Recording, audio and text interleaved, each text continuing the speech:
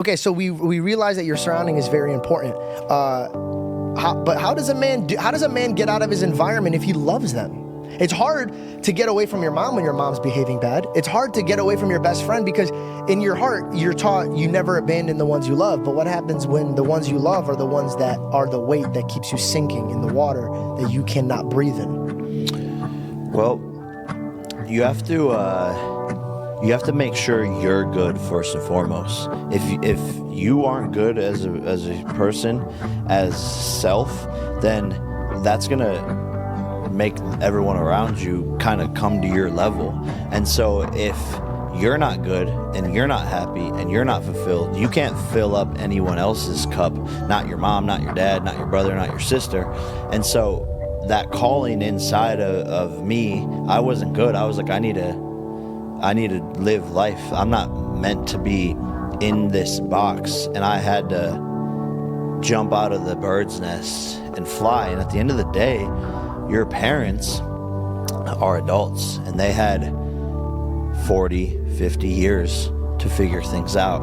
And guess what? They did. They'll be perfectly fine. And I don't know if I'm answering the right question. No, you're answering it perfectly. But basically, at some point, it's okay to be a little bit selfish when you're younger, and you have to figure out how to make yourself happy and how to find your purpose and to fulfill your dreams.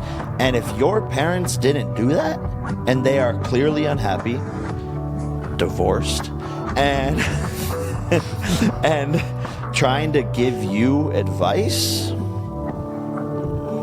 well, should you take it or should you take the advice from the people who are where you want to be? And practice what you preach. That's what I realized from a young age, and that's why I think I butted heads a lot with my dad in those younger years, because I felt like I knew where I needed to go, and it turns out I did.